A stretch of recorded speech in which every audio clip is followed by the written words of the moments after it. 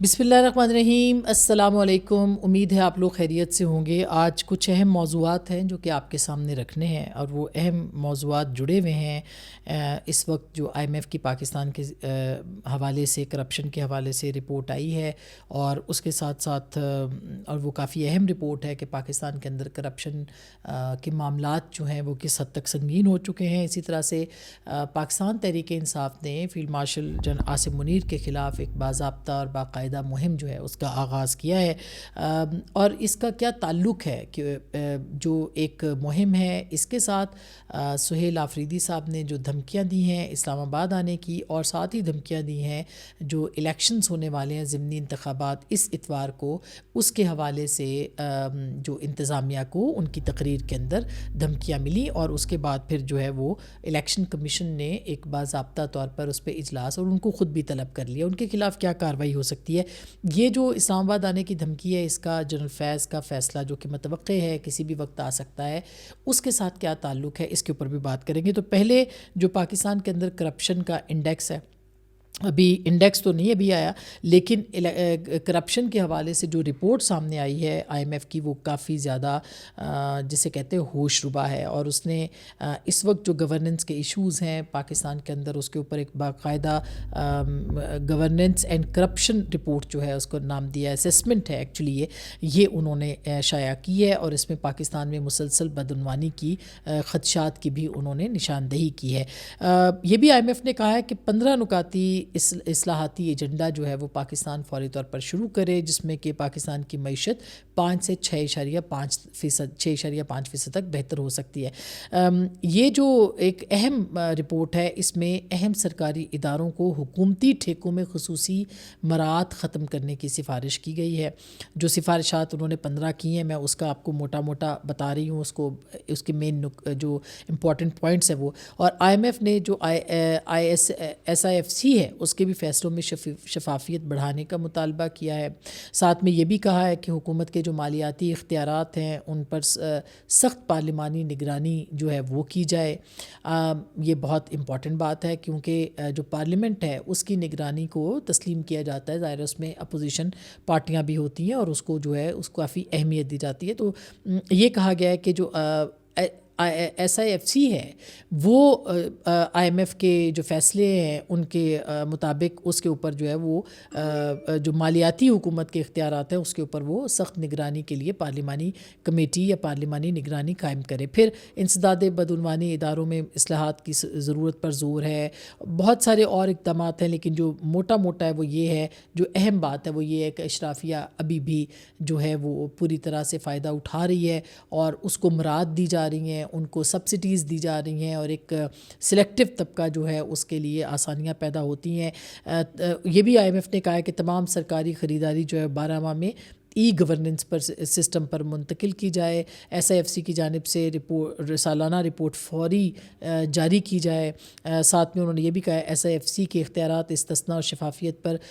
سوالات ہیں، اور tax to G D P جو ہے اس کی تناسب میں کمی بدعنوانی کے خطرات کی علامت ہے۔ بجٹ اور اخراجات میں بڑے فرق سے حکومتی معاملات جو ہیں ان پر شفافیت پر سوال ہے۔ بیوروکریسی اور حکومت کے جو زیر اثر اضلاع ہیں ان کو بھی زیادہ ترقیاتی فنڈ ملے ہیں، اس کے اوپر بھی آئی ایم ایف نے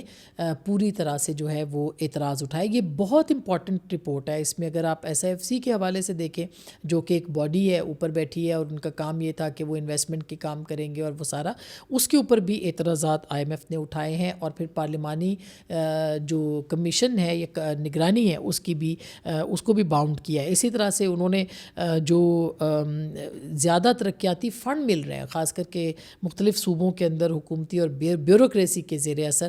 اس کے اوپر بھی آئی ایم ایف نے ایک بڑا سارا فلیگ جو ہے وہ لگا دیا۔ تو اب یہ ایک بہت ہی جو اس وقت سنگین مالی بدعنوانیاں ہو رہی ہیں، اس کے اوپر آئی ایم ایف کا یہ جو بیانیہ ہے، صرف ان کا اعلامیہ جو ہے یا ان کی جو سفارشات ہیں وہ صرف کافی نہیں ہے کہ وہ سفارشات پیش کریں، بلکہ وہ ساتھ ساتھ تجاویز بھی دے رہے ہیں، اور تجاویز کا مطلب یہ نہیں ہوتا کہ انہوں نے کہہ لیا اور حکومت نے سن لیا، بلکہ اس پر عمل درآمد بھی حکومت کو کرنا پڑے گا۔ اور ان کے عمل درآمد کا مطلب یہ ہے کہ اگر وہ عمل درآمد نہیں کریں گے تو پھر جو آئی ایم ایف ہے وہ اس کے اوپر آپ ان کے پروگرام میں ہیں اور وہ آپ کو اس کے اوپر جو ہے وہ نقصان اٹھانا پڑ سکتا ہے. اسی طرح سے میں آپ کو دوسری اب طرف آؤں کہ ایک تو جو میں نے پرسوں بھی آپ کے سامنے کچھ گزارشات رکھی کہ کچھ اطلاعات رکھیں کہ جنرل فیض کا جو فیصلہ ہے وہ جلد متوقع ہے اور اس کے اوپر قیاس آرائیاں ہو رہی ہیں. یہ معاملہ چونکہ ابھی تک ڈسکس ہو رہا ہے اور اس کے اوپر جو ہے وہ یعنی کنکلوڈ تو ہو چکا ہے لیکن فیصلہ ابھی تک نہیں آیا, لہٰذا ہم اس کے اوپر جو ہے وہ کیا بات کریں گے. لیکن اس سے پہلے جو کچھ ہو رہا ہے وہ بہت اہم ہے. اس سے پہلے ایک دم جو ہے وہ پاکستان تحریک انصاف نے ایک نیا زور پکڑا ہے. پہلے مرحلے میں انہوں نے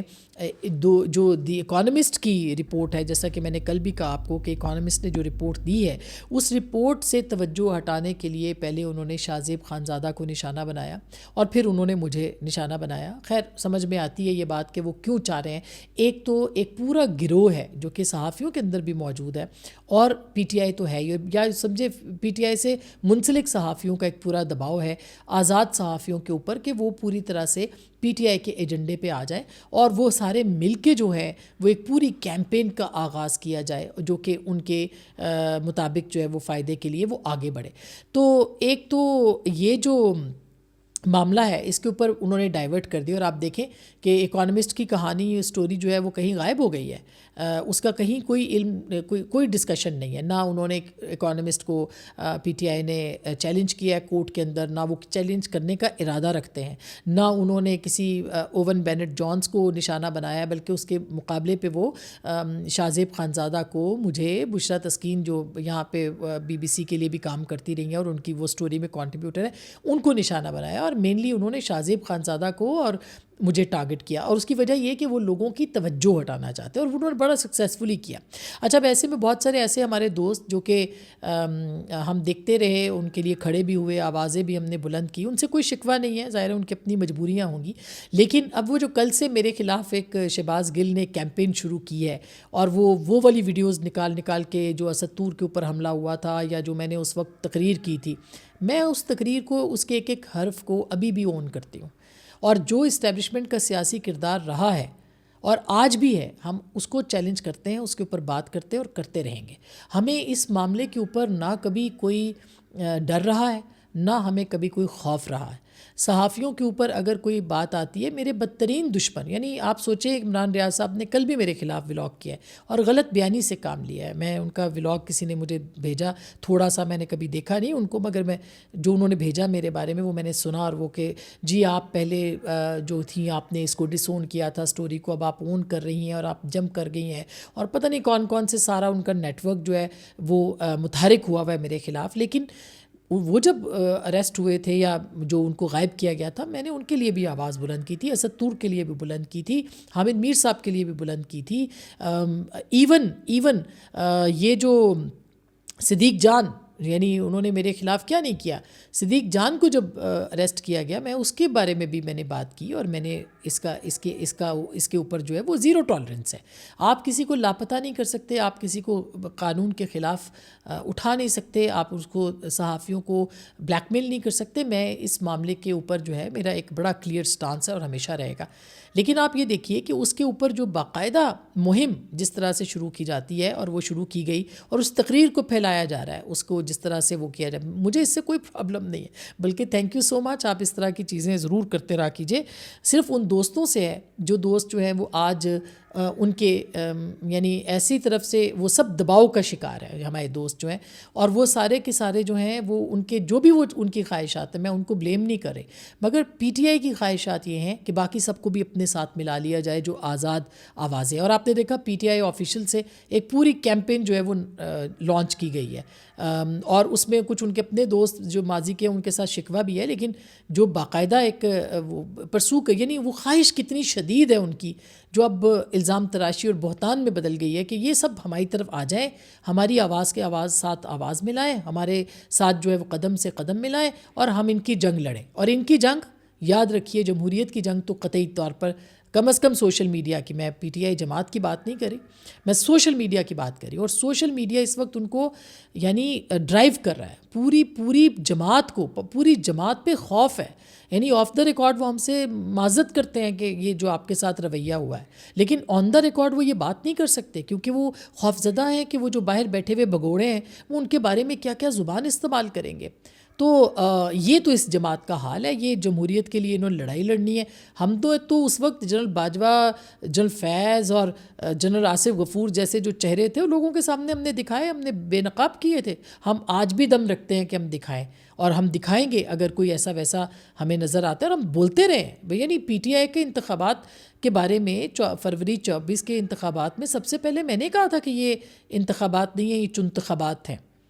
اور میں نے یہ کہا تھا کہ یہ انتخابات فیئر نہیں ہے. میں نے لائیو براہ راست, اس کے بعد پریشرز بھی آتے ہیں, لیکن ہم نے یہ باتیں کی ہیں کہ لیکن کسی کے منہ کے الفاظ تو نہیں ہم بولیں گے. کوئی ہمیں بتائے, ڈکٹیٹ کروائے. تو ہم نے آمریتوں سے لڑائی لڑی ہوئی ہے, ہم نے مارشل لاؤں سے لڑائی لڑی ہوئی ہے, ہم نے جرنیلوں کا مقابلہ کیا ہوا ہے. ہم ان سے ڈریں گے؟ تو بھگوڑے بیٹھے ہوئے ہیں, کوئی لندن سے بیٹھ کے کوئی باتیں کر رہا ہے, کوئی ادھر سے بیٹھ کے, ہمیں کوئی اس سے فرق نہیں پڑتا. اور ہم اصول کی بات کریں گے اور ہم فیکٹس لوگوں کے سامنے رکھیں گے جو ہم رکھ رہے ہیں, اور انشاءاللہ رکھتے رہیں گے. پھر جی پی ٹی آئی آفیشیل کے پیج سے ہی اب یہ جنرل فیض کا جو فیصلہ ہے اس سے پہلے جو چیزیں ہو رہی ہیں میں وہ بات کر رہی ہوں کہ پی ٹی آئی آفیشیل سے ہی فیلڈ مارشل کے خلاف بھی ایک بھرپور کیمپین جو ہے وہ لانچ کی گئی. اور یہ ظاہر ہے کہ ان کی جماعت یہاں پہ اون نہیں کرے گی, لیکن اس کی مخالفت بھی نہیں کرے گی. یہ کون چلا رہا ہے یہ کیمپین یا کون ہے, ان کا کیا تعلق ہے, یہ ایک بہت پرانی ایک بڑی لمبی بحث ہے. لیکن یہ سب جو ہے ایک باقاعدہ ایسے لگتا ہے کہ اسٹریٹجی کا حصہ ہے. کل پھر سہیل آفریدی صاحب پرسوں انہوں نے خطاب کیا, کل ہی کیا, یہ جو ہری پور میں عمر ایوب صاحب کی جو اہلیہ الیکشن لڑ رہی ہیں وہاں پہ انہوں نے خطاب کیا, اور اس میں جو انہوں نے لب و لہجہ استعمال کیا وہ ذرا سنیے گا. پاکستان میں کچھ ہونے والا ہے. کیا ہونے والا ہے؟ کیا ہونے والا ہے؟ میرے عزیز ساتھیوں, جب تمام ادارے مفلوج ہو جائے, صوبے کے وزیر اعلیٰ کو جو 4.5 کروڑ کی نمائندگی کر رہا ہو وہ بار بار جائے اڈیالہ جیل اور اس کی اپنی لیڈر سے ملاقات نہ ہو رہی ہو, اور وہ اپنے تمام آئینی, قانونی اور جمہوری راستے اپنا رہا ہو, اس کے بعد بھی جو ہے مسئلے کا حل نہیں نکل رہا ہو. ایک ہی راستہ ہے اور انشاءاللہ تعالی وہ راستہ ہم ضرور اپنائیں گے. اور پھر صرف دھمکایا نہیں بلکہ اس کے بعد پھر انہوں نے جو دھمکیاں دی ہیں اس کہ ہم اسلام آباد آ رہے ہیں اور ہم کوئی نیا راستہ اختیار کریں گے. وہ نیا راستہ کیا ہے؟ خیر الیکشن کمیشن نے, یہ آپ دونوں اپنے ان کے بیانات سنے ہیں, الیکشن کمیشن کے اندر جو ہے وہ آج الیکشن کمیشن نے ان کو طلب بھی کر لیا, اور جو نیا راستہ ہے وہ نیا راستہ اگر فروری کے اس کے نومبر کے اختتام پہ اور دسمبر کے شروع میں ہوتا ہے تو اس میں کوئی قباحت نہیں ہوگی. اس کی وجہ یہ ہے کہ اگر جنرل فیض کا مقدمہ اور اس کا فیصلہ ان کا ہو جاتا ہے تو اس کے بعد پھر یہ پریشر پی ٹی آئی کے اوپر یا ان کی لیڈرشپ پہ بھی آئے گا, اور یہ اس کی پیش بندی کی جا رہی ہے. اور یہی وہ معاملہ ہے جس کے اوپر بہت اعتراضات جو ہیں اٹھائے جا رہے ہیں. اب الیکشن کمیشن نے آج بہت سخت جو ہے وہ کیا ہے, رد عمل اپنا بھیجا ہے, اور انہوں نے کہا ہے کہ الیکشن کمیشن آف پاکستان وزیر اعلیٰ خیبر پختونخوا جو ہے انہوں نے الیکشن کمیشن کے عملے کو دھمکانے اور عوام کو اکسانے کا جو نوٹس لیا ہے انہوں نے یہ کہا ہے اپنے پریس ریلیز کے اندر کہ انہوں نے عملے کو دھمکایا ہے اور عوام کو اکسایا ہے. پھر انہوں نے یہ کہا ہے کہ یہ ضابطۂ اخلاق کی خلاف ورزی ہے, اور الیکشن کمیشن نے چیف سیکرٹری جو خیبر پختونخوا کے ہیں ان کو بھی خط لکھا ہے, اور خط کے متن میں انہوں نے سہیل آفریدی کی NA 18 ہری پور میں امیدوار کی عمر ایوب کی جو اہلیہ ہیں ان کی الیکشن مہم کا حصہ بننے کے اوپر بھی اعتراض کیا, اور یہ بھی کہا ہے کہ الیکشن ایکٹ کے خلاف ورزی ہے, اور وزیر اعلیٰ کے پی نے ڈسٹرکٹ انتظامیہ, پولیس اور الیکشن کے حکام کو دھمکی دی. یہ انہوں نے اپنے اعلامیے کے اندر لکھا ہے. الیکشن کمیشن نے یہ بھی لکھا ہے کہ الیکشن ایکٹ کے مطابق وزیر اعلیٰ مہم میں حصہ نہیں لے سکتے, وچ از ویری آبویس, وہ نہیں لے سکتے. الیکشن ایکٹ وزیر اعلیٰ کو دھمکانے, عوام کو اکسانے یا ایسی زبان استعمال کرنے سے روکتا ہے. صوبائی الیکشن کمشنر کو پہلے ہی آئی جی اور چیف سیکرٹری سے ملاقات کی ہدایات دی ہے۔ اجلاس میں چیف سیکرٹری اور آئی جی پولیس خود بھی شریک ہوں، یعنی ان کو بھی بلایا گیا، اور مزید ایکشن کے لیے رپورٹ الیکشن کمیشن کو بھی بھیجی جائے۔ الیکشن کمیشن کے خط اور کے مطابق اجلاس میں چیف سیکرٹری اور آئی جی پولیس خود بھی شریک ہوں، یہ ان کو یعنی باور کرایا گیا۔ اور پھر یہ بھی کہا گیا ہے کہ وزیر اعلیٰ کی جو تقریر تھی اس کے دوران مفرور مجرم، یہ ان کے اس میں الیکشن کمیشن کے اندر ہے، مفرور مجرم بھی ساتھ کھڑے تھے، اور یہ یاد رہے کہ عمر ایوب کی اہلیہ جو ہے وہ الیکشن میں حصہ لے رہی ہیں۔ سو ایک الیکشن کمیشن کا ایک بھرپور جسے کہتے ہیں کہ وہ جو اعلامیہ ہے وہ جاری ہوا ہے، اور اس کے اوپر بھی انہوں نے یہ ساری چیزیں جو ہیں ان کے اعلامیے کے اوپر موجود ہیں، اور انہوں نے اس کے حوالے سے بھی بات کی ہے۔ اب اگر ہم اس پورے معاملے کو دیکھیں کہ ایک طرف تو ان کی دھمکیاں ہیں، اور سہیل آفریدی صاحب جو ہے ان کو اس معاملے کے اوپر جو ہے وہ کافی انہوں نے کھل کے بات بھی کی ہے۔ ان کا اعتراض اپنی جگہ پہ درست ہے کہ ان کو نہیں ملوایا جا رہا ان کی جماعت کے ساتھ، ان کے لیڈر کے ساتھ، اور ان کی ملاقات نہیں ہو پا رہی ہے، لیکن اس کے ساتھ ساتھ یہ جو لب و لہجہ ہے یہ پی ٹی آئی کا پرانا لب و لہجہ ہے۔ وہ اس طرح کے ہتھ کنڈے استعمال کرتے ہیں، وہ فضائی ہتھ کنڈے بھی استعمال کرتے ہیں، وہ دھمکی بھی دیتے ہیں۔ علی امین گنڈا پور صاحب بھی یہی کام کرتے تھے، یہ بھی یہی کام کر سکتے ہیں، اور ہو سکتا ہے ان کے اوپر بھی پچھلے کچھ دنوں سے بہت تنقید پارٹی کے اندر شروع ہو گئی ہے، تو اس کو ختم کرنے کے لیے انہوں نے کیا، لیکن